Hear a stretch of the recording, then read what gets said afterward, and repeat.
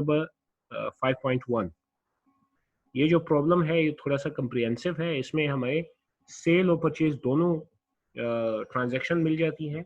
So we will be able to conceptualise कि हमारा जो पीरियोडिक इन्वेंट्री सिस्टम में अगर हम कोई रिकॉर्ड मेंटेन करेंगे तो पीरियोडिक इन्वेंट्री सिस्टम में हमारा जो रिकॉर्ड है वो कैसे मेंटेन होगा, उसकी काउंटिंग प्रोसेसिंग कैसे होगी और उसको जर्नलाइज कैसे करेंगे और उसको टी अकाउंट में कैसे जो है एडजस्ट करेंगे।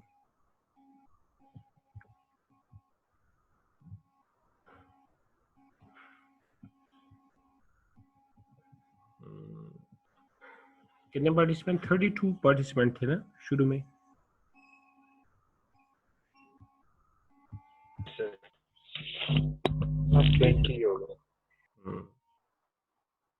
चलो थोड़ा सा इंतज़ार कर लेते हैं कि वो आ जाए तो फिर हम बात शुरू कर देते हैं।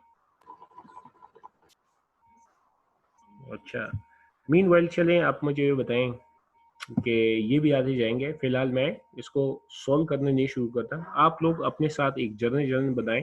अगर आप लोग कर देते हैं तो बेहतर है, ठीक है। अभी देखें यहाँ पे हमारे पास रिक्वायरमेंट है journal general entry. We are required to pass journal entries, but additionally I will also like to show you how the T accounts are, you can say, maintained in this system as well. So we will be passing out entries and we will be posting these entries to the T accounts as well at the same time. So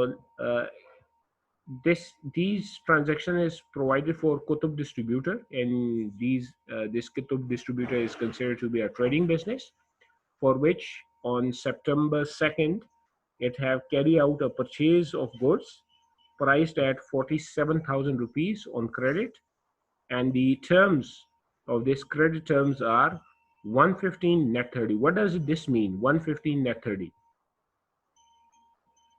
कोई बता सकता है? Payment करनी है मगर 1% discount मिलेगा 15 दिन में किया। वेरी गुड, यानी अगर तो आप 15 दिन के अंदर अंदर पेमेंट करते हैं तो कितनी डिस्काउंट मिलेगी?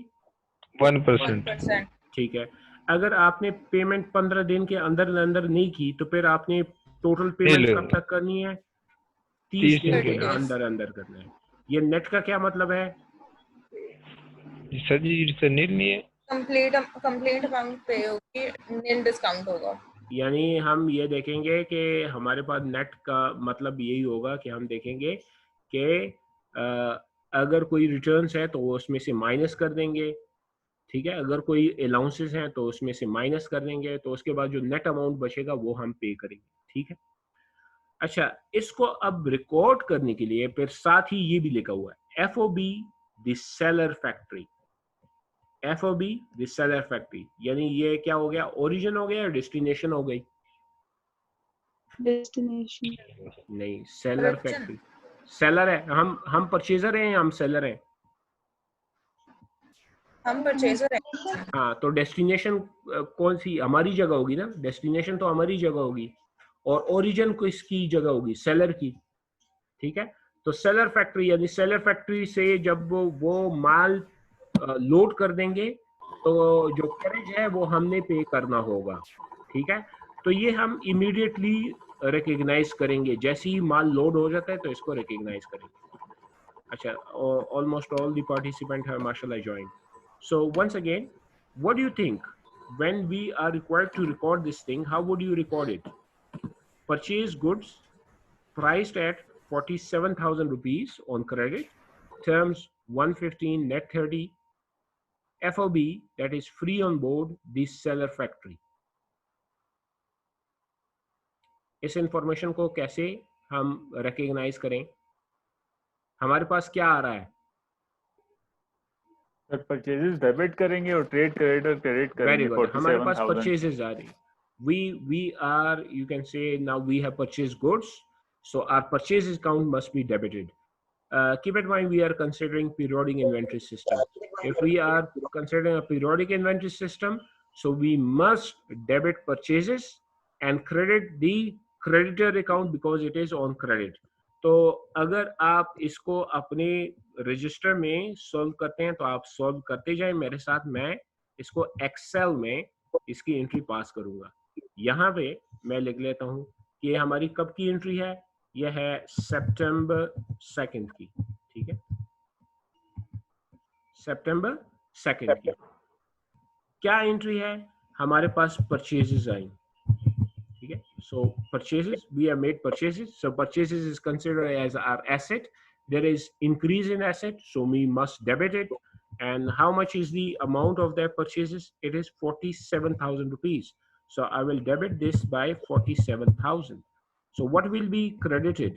My credit will be trade creditor, or you can simply write down accounts payable, right? Yes. You can also write it down accounts payable. It totally depends on you. You like to keep this trade creditor as your, you can say, account title, or you want to keep the accounts payable. It totally depends on you, your discretion. So 47,000 is our payable now. ठीक है? Yes. I'm not, you can say, maintaining narration anymore. मैं narration को अब maintain नहीं करूंगा, ठीक है, ताकि हमारे पास टाइम की बचत हो। अब इसके बाद हमारे पास सेकंड ट्रांजैक्शन, ठीक है, सेकंड ट्रांजैक्शन पे देखें वो क्या है। Purchase new computer for office use on credit for ₹100,000। जी, so do you think these are purchases as well? Purchase a new computer for office use on credit? No, sir. Very good. This is for office use, and we have said that whenever we purchase goods for sale, for the purpose of sale, that will be only considered as, you can say, purchases. So what do you think? What should we debit and what should we credit? Computer debit हो जाएगा। Very good. Computer एक asset हमारा बन जाएगा, इसको हम declare ही computer करेंगे, तो computer must be debited and what should be credited? Trade creditor. Trade creditor, once again, accounts payable या trade creditor, totally depend on you. So ये हमारे कौन से डेट को ये ट्रांजैक्शन हो रही है? ये हमारी हो रही है 3rd, ठीक है, और ये हमारे पास आ जाएगा कंप्यूटर डेबिट हो जाएगा, और क्रेडिट क्या होगा? Trade creditor. कितनी अमाउंट? 1 लाख, ठीक है, और that's how our second transaction is also complete, ठीक है। इसके बाद हमारे पास जो ट्रांजैक्शन है वो भी 3rd को ही है।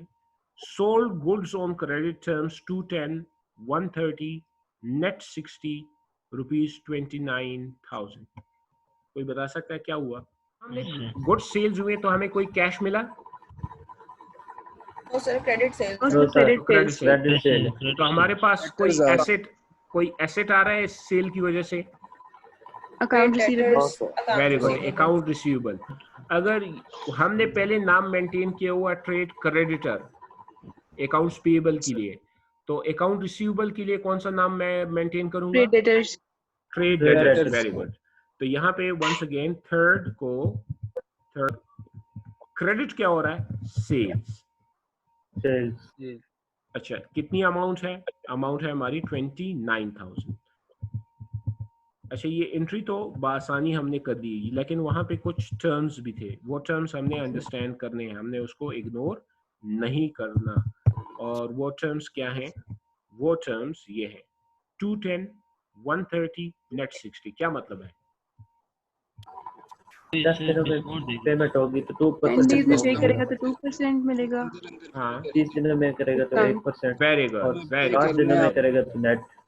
अच्छा, अब इसको ये है कि अब यहाँ पे हमने ये भी ख्याल करना है, जैसे यहाँ पे था ना, सेकंड को हमने लिया था और हमें दिए गए थे 15 दिन के अंदर अंदर अगर हम पेमेंट करेंगे तो वी विल रिसीव 1% डिस्काउंट। लेकिन ये 15 दिन कब जो है आपके ख्याल में पूरे होंगे?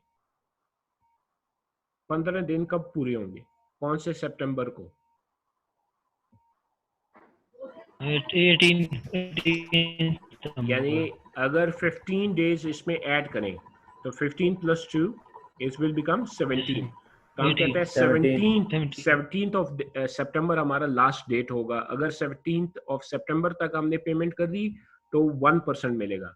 यहाँ पे हमारे पास कितने डेट्स आते हैं?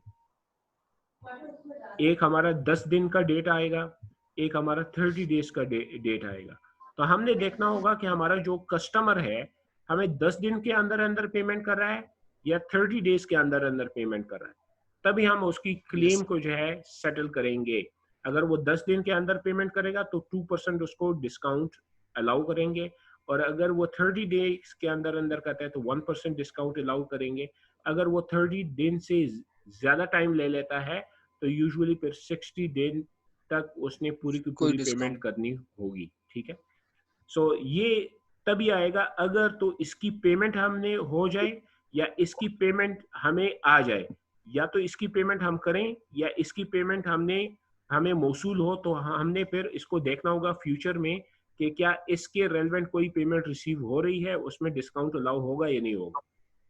नाउ 4th of September पे क्या हुआ, paid rupees 2,250 cash for freight charges on the shipment of goods purchased on September 2nd। ये जो हमने परचेज की थी वहां पे लिखा हुआ था FOB सेलर पॉइंट, तो सेलर ने गुड्स जो है ट्रांसपोर्टर कंपनी को दे दी है, और चार्जेस अब किसने बेयर करने होंगे, चार्जेस हमने बेयर करने होंगे। तो यहाँ पे वो चार्जेस अब सामने आ गए हैं। ठीक है, तो अब ये मुझे बताएं कैरेज हमारे लिए क्या है, एक किस्म का एक्सपेंस है ना, एक्सपेंस। हाँ, तो अगर ये एक किस्म का एक्सपेंस है, अच्छा इसको फ्रेट इन भी हम कह सकते हैं। मैंने पहले आपको बताया था कि कैरेज इनवर्ड हो सकता है, फ्रेट इन भी ये हो सकता है, और ट्रांसपोर्टेशन इन भी हो सकता है। तो जो भी नाम आपको कन्वीनियंट लगता है तो आप वो इस्तेमाल कर सकते हैं। तो हमारे पास जो ये कैरेज होता है या ये जो फ्रेट हो गई, ये हमारे लिए क्या है, एक्सपेंस है, और एक्सपेंस जब भी होता है तो क्या करते हैं, इसको डेबिट करते हैं। वेरी गुड, इसको हमेशा डेबिट करते हैं। तो कितने से डेबिट करना है, 2250। तो यहाँ पे हमारे पास आ जाएगा, ये कौन सी डेट है भाई, ये डेट है 4th। तो हमारे पास 4th of September को कैरेज, मैं कैरेज ही नाम ले लेता हूँ, कैरेज इन, ठीक है, आसानी के लिए कैरेज इन 2200 कितना है, 2250 ये हो गया डेबिट। क्रेडिट क्या होगा, कैश।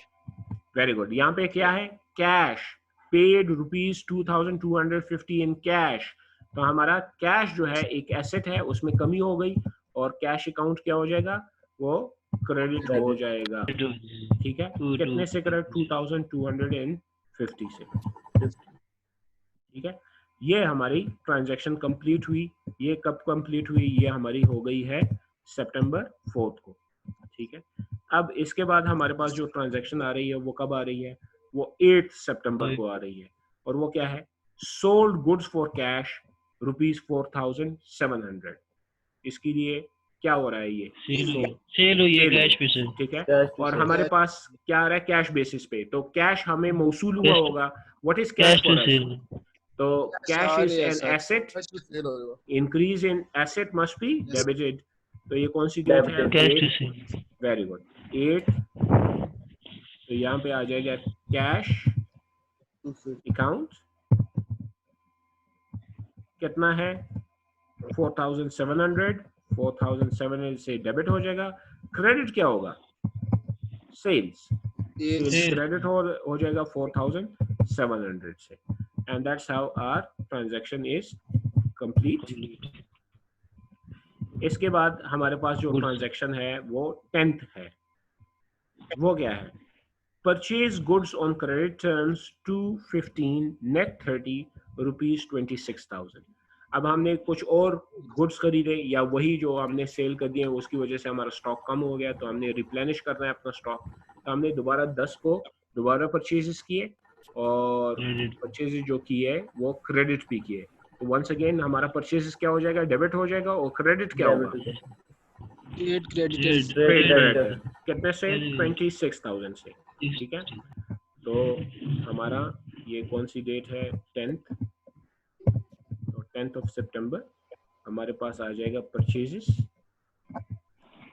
और पेड क्रेडिटर, कितना था 26,000।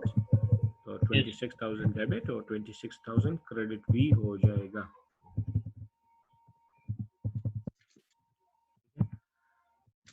ये हो गया हमारा इसके बाद हमारे पास क्या आ रहा है, हमारे पास आ रहा है 12th, received rupees 4,000 credit memorandum for goods purchased on September 10. Received a rupees 4,000 credit memorandum for goods purchased on September 10. ये हमने परचेज किए थे और अब हमें क्रेडिट मेमोरेंडम मौसूल हुआ। ये क्रेडिट मेमोरेंडम हमें क्यों मौसूल हुआ? ये इसलिए मौसूल हुआ कि जो हमने 10 को जो परचेजेस किए थे 26,000 में, इसमें से कोई आइटम डैमेज निकला। जब वो डैमेज निकला तो हमने उसको क्लेम किया कि ये जो आइटम है ये तो डैमेज है, तो वो डैमेज के लिए उसने हमें क्या कर दिया, अलाउंसेस दे दिए। क्या कर दिए? अलाउंसेस दे दिए। जब वो हमें अलाउंसेस दे देगा तो इसको हम क्या कहेंगे, return and allowances, purchase return and allowances. तो वो हमें क्या कहता है, उसने क्रेडिट मेमोरेंडम हमें भिजवा दिया, ठीक है, जो सेलर था। तो उसने क्रेडिट मेमोरेंडम भिजवा दिया कि हमने आपका अकाउंट क्रेडिट कर दिया हुआ है 4,000 से, यानी आप हमारा जो अकाउंट है उसको डेबिट कर दीजिए 4,000 से और ये अलाउंस आप मौसूल कर दिए, ठीक है। तो जो हमारे पास जो अलाउंसेस आ रही हैं 4,000 वो क्रेडिट हो रही हैं, तो उसके लिए एक क्रेडिट मेमोरेंडम उसने भिजवा दिया। तो इसको कैसे रिकॉर्ड करेंगे? हम कहेंगे कि अच्छा हमने जो परचेजेस थी उसमें से चीज़ों को रिटर्न तो नहीं किया, लेकिन रिटर्न जो है वो क्या किया, क्लेम किए हैं, तो अलाउंसेस आ जाएंगी। तो हमारे ये जो ट्रेड क्रेडिटर था ना 26,000, इसमें अब कितनी की कमी आ रही है, इसमें 4,000 की कमी आ रही। तो हम पहले यहाँ पे क्या करेंगे, ट्रेड क्रेडिटर को, ट्रेड क्रेडिटर डेबिट कर देंगे। हम कहेंगे कि हमने अब इसको 4,000 रुपीज पे नहीं करनी, क्योंकि हमने इसमें से कुछ माल वापस करना है या उस पे हमें अलाउंसेस मौसूल हुए, और यहाँ पे हम परचेजेस, रिटर्न्स एंड अलाउंसेस इसको क्रेडिट कर देंगे। कितने से? 4,000 से। और ये कौन सी डेट को हुई? ये हुई जनाब 12th को। तो 12 सितंबर को ये हमारा हो गया। इसको मैं अंडरलाइन कर देता हूँ। अब इसके बाद 12th के बाद हमारे पास जो ट्रांजैक्शन हुई है वो ये है 19 को, sold goods on credit terms 210 net 30 rupees 24,600 credit पे सील किया गया है। तो एक बार फिर क्या होगा, ट्रेड डेटर्स 19 ठीक है, तो ट्रेड डेटर्स और सेल्स, ठीक है, और कितने का था? 24,600 24,600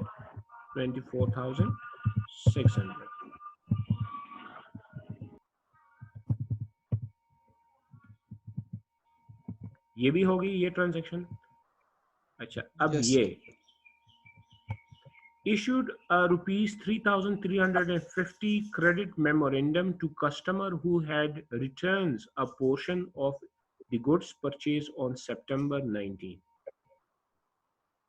ठीक है, ये जो कस्टमर था उसको कुछ हमारा जो आइटम्स थे उसमें से कुछ आइटम्स उसको पसंद नहीं आए, तो उसने वापस किए। जब उसने वापस किए तो हमने उसको क्या दे दिया, क्रेडिट मेमोरेंडम दे दिया कि आपसे हमने कितने का माल मौसूल कर दिया, 3,350 का माल वापस हो गया आपसे, तो ये क्रेडिट मेमोरेंडम दे दिए। अब आप बैलेंस पे करेंगे, 24,600 पूरा पे नहीं करेंगे। तो एक्चुअली जो हमारी कलेक्शन है वो ट्रेड डेटर की वो क्या हो गई, वो कम हो जाएगी। तो ट्रेड डेटर हमारा पहले डेबिट था, अब क्या हो जाएगा, क्रेडिट हो जाएगा। लेकिन ये सेल हमारा कम हो गया। जब सेल हमारा कम हो गया तो सेल क्या हो जाएगा, डेबिट हो जाएगा। लेकिन क्या इसको हम सेल्स को ही डेबिट करें या ये एक सेपरेट इंफॉर्मेशन है? Sales return and allowance. हाँ, ये एक सेपरेट इंफॉर्मेशन है, क्योंकि अगर हम सेल्स को डायरेक्टली डेबिट कर देंगे तो at the end of period हमें पता ही नहीं लगेगा कि हमारे कितने डिससेटिस्फाइड कस्टमर थे, क्योंकि जो सेल रिटर्न है ना, ये हमारे कस्टमर की रिएक्शन को हमें बताते हैं कि हमारे कस्टमर्स जो है वो कितने जितनी आपकी रिटर्न ज्यादा होंगी उतनी डिससेटिस्फैक्शन जो है कस्टमर की नजर आ रही होगी। तो यहाँ पे हम सेल्स रिटर्न्स एंड अलाउंसेस का अकाउंट बना के उसको डेबिट कर देंगे। कितने से? यहाँ पे जो लिखा हुआ है 3,350 से वो डेबिट हो जाएगा, और हमारा जो ट्रेड डेटर है, ट्रेड डेटर, वो क्या हो जाएगा? वो क्रेडिट हो जाएगा 3,350 से। ठीक है,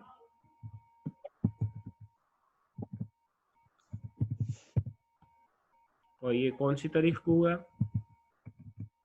ये हो गया जनाब 22 को। इसके बाद हमारे पास है 23 purchase office supply on credit. जी, परचेज अकाउंट डेबिट हो जाएगा 2,950 से। Office supply. Very good. यहाँ पे हर दफा जब परचेज का वर्ड आता है तो इसका मतलब नहीं है कि परचेजेस ही डेबिट होगा। परचेज एक जेनेरिक टर्म है।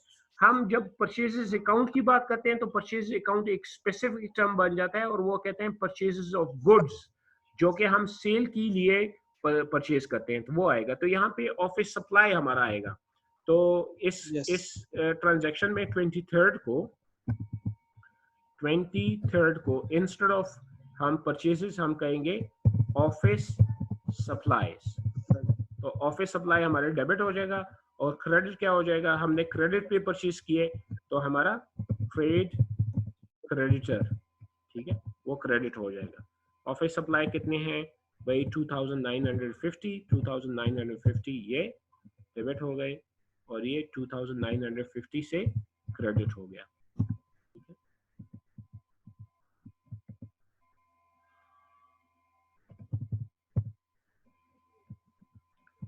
अब इसके बाद जो हमारे पास ट्रांजैक्शन है वो है 24 को। Receive a credit memorandum of ₹700 for unsatisfactory office supply purchase on September 23 and return. हमने जो 23 को जो ऑफिस सप्लाई खरीदी थी उसमें से कुछ हमें चीज़ें पसंद नहीं आई, वो हमने वापस किए। जो चीज़ें हमने वापस किए उसके लिए हमें ₹700 का क्रेडिट मेमोरेंडम क्या हुआ? मौसूल हुआ। तो आपके ख्याल में क्या ये परचेज रिटर्न्स हैं? नहीं सर, नो, ये परचेज रिटर्न्स नहीं है। तो ये अगर परचेज रिटर्न नहीं है तो हमारी कौन सी चीज वापस जा रही है? Office supply. Office supply. जब ऑफिस सप्लाई हमारी वापस जा रही है तो ऑफिस सप्लाई कम हो जाएगी। वो एसेट है, एसेट में कमी हमेशा क्या होगी? क्रेडिट होगी। तो यहाँ पे 24 को हम क्या करेंगे? ये जो हमारा क्रेडिटर था इसको हमने अब कम करना है। हमने कहना है कि इसको हमने अब 700 रुपए वापस नहीं करने। 700 रुपए जो है हमें क्रेडिट मेमोरेंडम मिल गया, तो यहाँ पे हमें ट्रेड क्रेडिटर इसको 700 से डेबिट कर देंगे, और हमारा जो ऑफिस सप्लाई है उसको हम क्रेडिट कर देंगे 700 से। तो ये हमारा रिकॉर्ड क्या हो गया? रिकॉर्ड हो चुका हुआ है, रिकॉग्नाइज हो गया। इससे हमें पता क्या चला? हाँ, रिटर्न इसलिए परचेज रिटर्न इसलिए नहीं करेंगे कि हमने कोई परचेजेस तो नहीं किए थे ना, हमने तो सप्लाई खरीदी थी।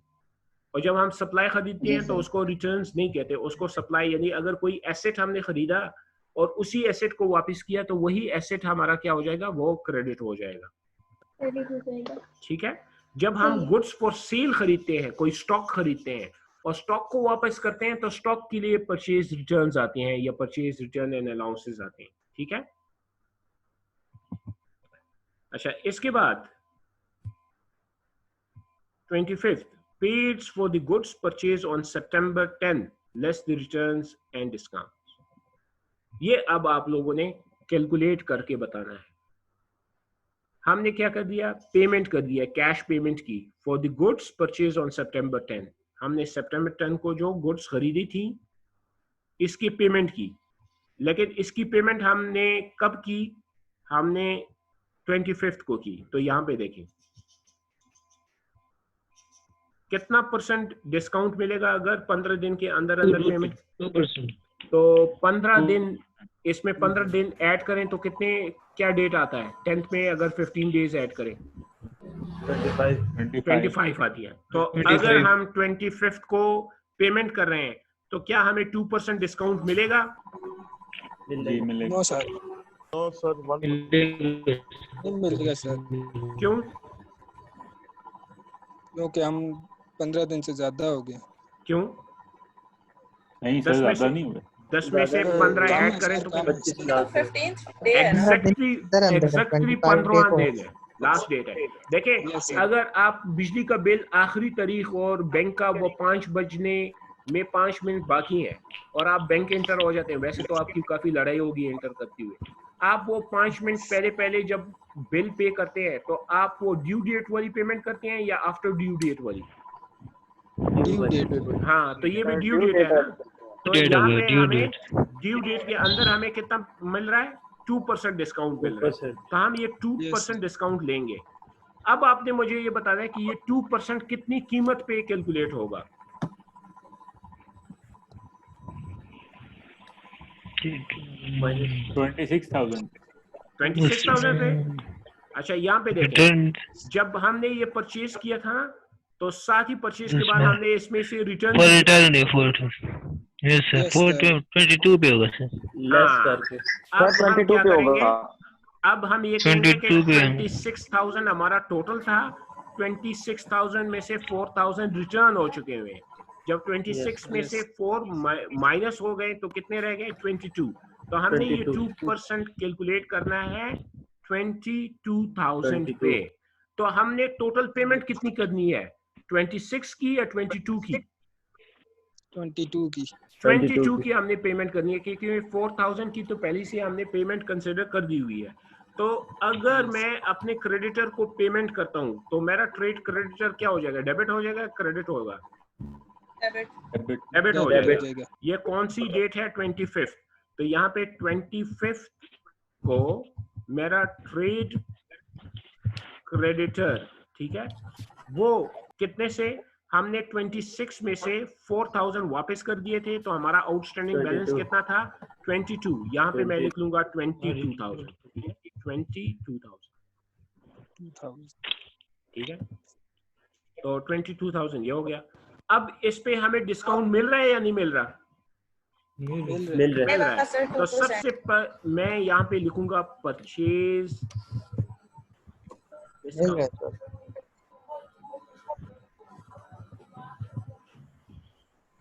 परचेज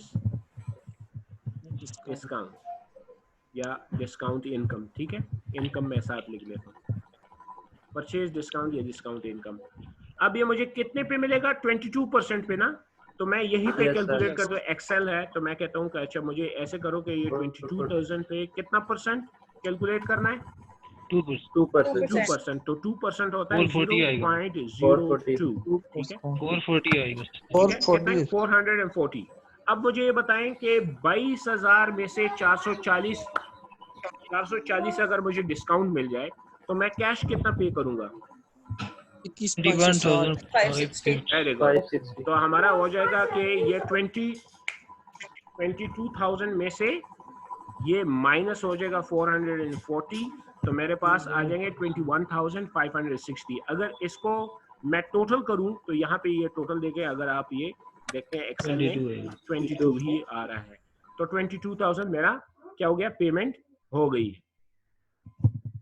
तो ये हमारा क्या था कि जब हम within due date payment करते हैं और विद इन ड्यू डेट में अगर हमने कोई रिटर्न्स किए हुए हैं तो पहले वो रिटर्न्स माइनस कर देंगे, उसके बाद जो अमाउंट बचती है उसकी पूरी की पूरी पेमेंट कंसिडर कर देंगे और उसमें से अपना जो भी हमारा डिस्काउंट है वो हम मौसूल कर देंगे, डिस्काउंट इनकम। ठीक है, तो ये 25th वाली हो गई है।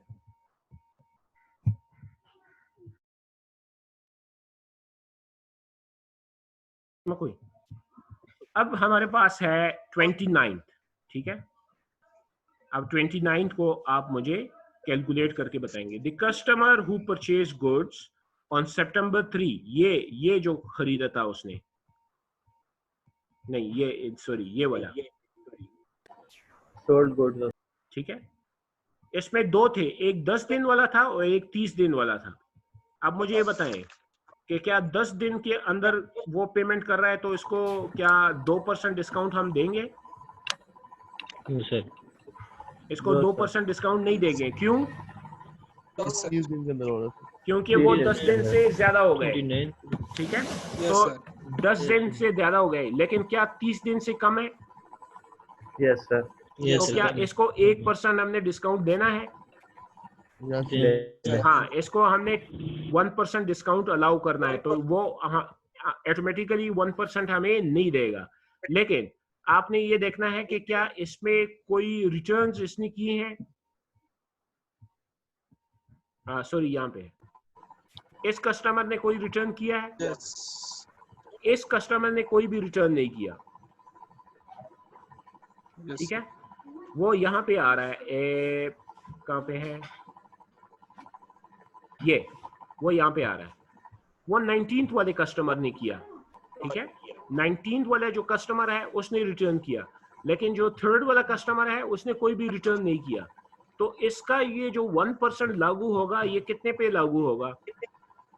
29, ये 29 पे लागू होगा।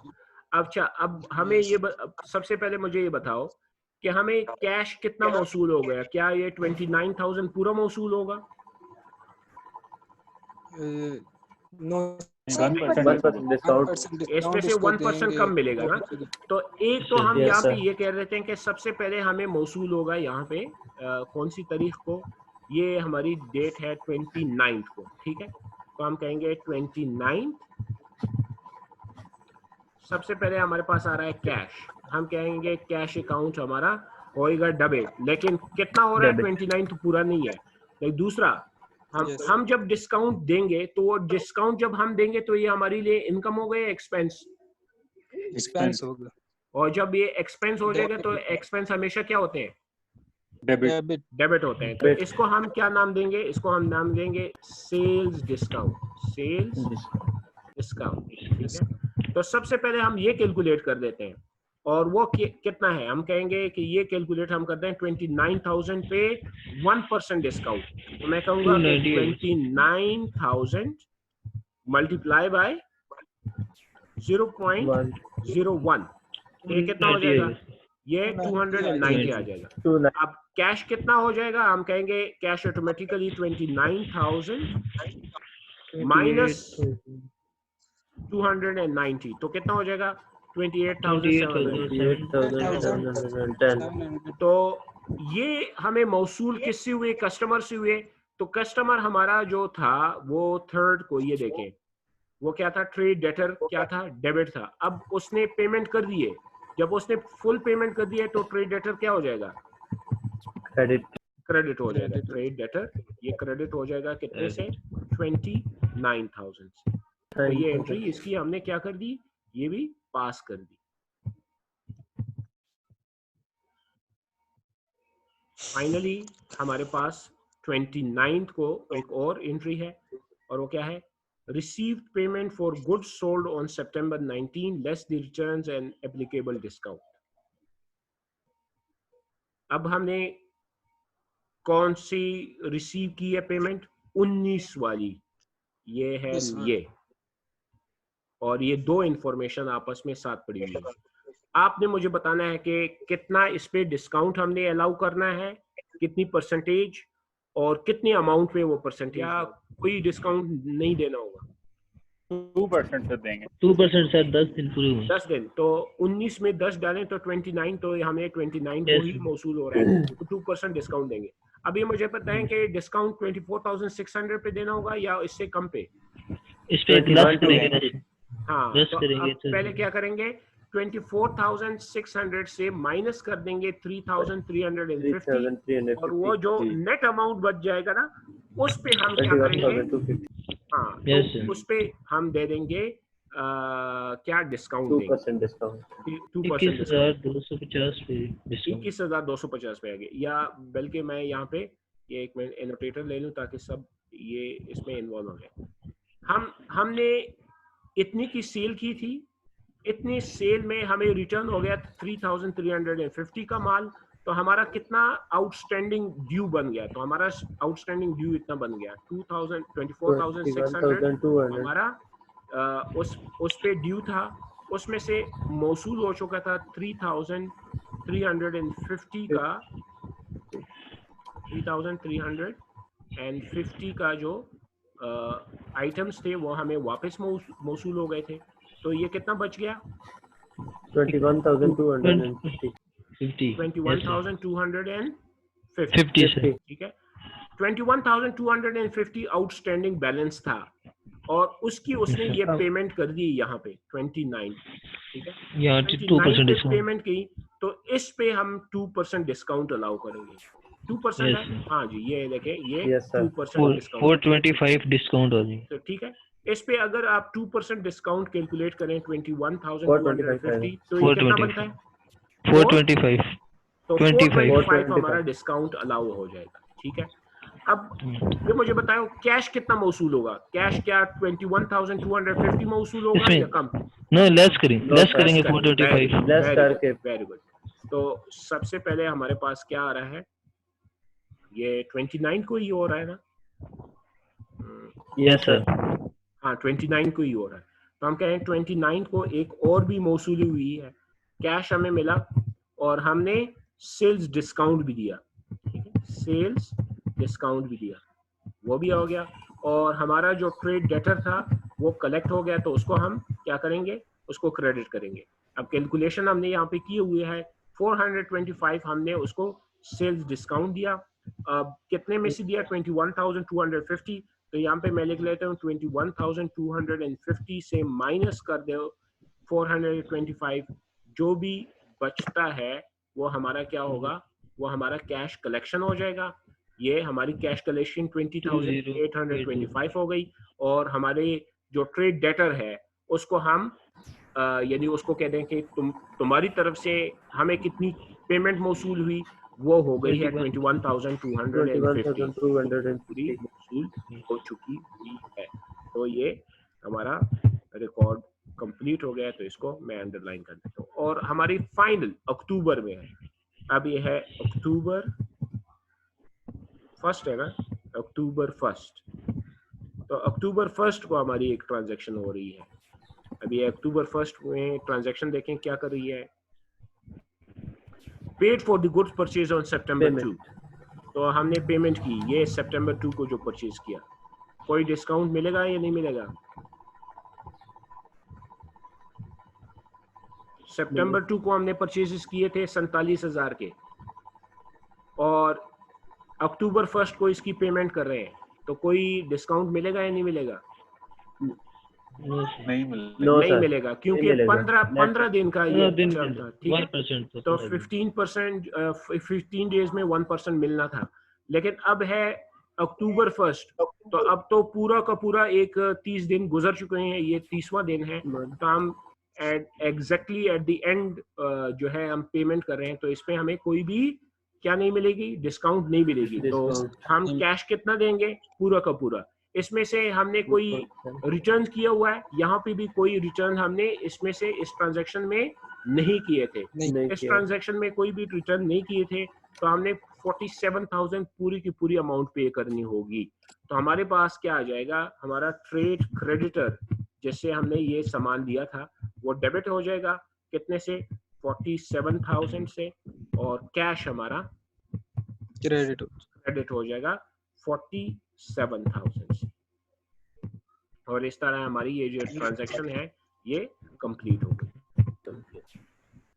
ये पूरे हमने इसमें से देख लिए कि हमारा जब परचेसेस होता है तो उसको कैसे रिकॉर्ड करते हैं, अगर कोई नॉन गुड्स जो है हमारा सेलिंग गुड्स, यानी हमारा कोई नॉन स्टॉक आइटम्स जब परचेज होता है तो उसको कैसे रिकॉर्ड करते हैं, और जब हम सेल करते हैं तो उसको कैसे रिकॉर्ड करते हैं, जब हम कैरेज देते हैं तो उसको कैसे रिकॉर्ड करते हैं, और हमें जब कैश सेल होती है तो उसको कैसे रिकॉर्ड करते हैं, और जब हम परचेजेस में कोई रिटर्न करते हैं तो उसको कैसे रिकॉर्ड करते हैं, और अगर तो रिटर्न्स के बाद हम रिटर्न्स अलाउ करते हैं तो उसको कैसे रिकॉर्ड करते हैं। ये तमाम हमने इस क्वेश्चन में देख लिए।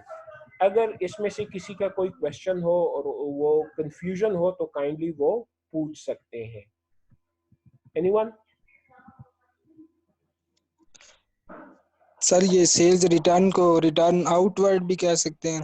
जी, सेल रिटर्न को रिटर्न आउटवर्ड भी कह सकते हैं, लेकिन हम ये इसको सिंप्लीफाइड मैनर में अगर लिख लें कि परचेज रिटर्न और सेल रिटर्न, तो वो हमें फिर आया हो जाएगा कि सेल को कहाँ पे हमने एडजस्ट करना है, रिटर्न को, और परचेज रिटर्न को कहाँ पे एडजस्ट करना है।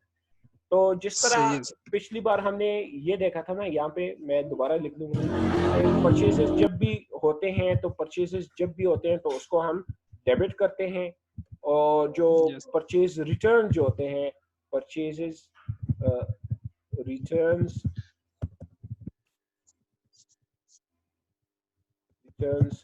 एंड अलाउंसेस जो होते हैं उसको हम क्या करते हैं, हमेशा क्रेडिट करते हैं।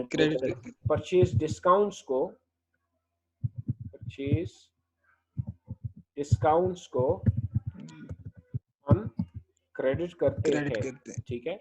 ये हमारे पास क्या थी, परचेजेस के लिहाज से थी। कैरेज आपको पता है कि वो डेबिट ही होती है, ठीक है, कैरेज इनवर्ड। और फिर अगर हम सेल्स की बात करें तो हम कहेंगे सेल्स को हमेशा हम क्या करेंगे, क्रेडिट करेंगे। सेल्स रिटर्न्स को रिटर्न्स एंड डेबिट करेंगे। अलाउंसेस को, वेरी गुड, जब भी अलाउंसेस आएंगे तो उसको डेबिट करेंगे। और अगर कोई सेल्स डिस्काउंट है तो उसको भी क्या करेंगे, उसको भी डेबिट करेंगे। बस ये आप लोगों के ज़हन में होने चाहिए कि ये इंफॉर्मेशन जब भी आपके सामने आएगी तो इसको आपने इस तरह रिकॉर्ड करना है, ठीक है। ठीक है sir. Any question? Closing entries होंगी ना जो कमिंग क्लास में हम करने वाले हैं, कि जो ट्रेडिंग बिजनेस होती हैं उसका क्लोजिंग प्रोसीजर कैसा होता है। एडजस्टमेंट की मैं बात इसलिए नहीं करता हूँ कि एडजस्टमेंट वो उसी तरह है जिस तरह हमने पहले किया हुआ है, तो उसमें कोई फर्क नहीं आने वाला, लेकिन हमारे क्लोजिंग में थोड़ा सा फर्क आने वाला है। क्लोजिंग में फर्क क्यों आने वाला है, यहाँ पे देखें, हमने ये जो अकाउंट में आपको दिखा रहा हूँ, ये purchases, purchase discount, purchase returns, purchase discounts, sales, sale returns और सेल डिस्काउंट, ये हमारे पास नए टेम्पररी अकाउंट्स आ गए। अब इनको क्लोज करने के लिए हम एक नया अकाउंट बनाएंगे जिसका नाम होगा, वैसे तो हम इनकम समरी अकाउंट या प्रॉफिट लॉस बनाते थे ना, इनके लिए हम एक सेपरेट से अकाउंट बनाएंगे जिसका नाम होगा ट्रेडिंग प्रॉफिट एंड लॉस। क्या नाम होगा उसका? Trading profit and loss. तो इनको हम ट्रांसफर करेंगे, सिंपली जो चीज डेबिट है उसको क्रेडिट करते जाएंगे, जो क्रेडिट है उसको डेबिट करते जाएंगे, और इस तरह इनकी क्लोजिंग हो जाएगी ट्रेडिंग प्रॉफिट लॉस में।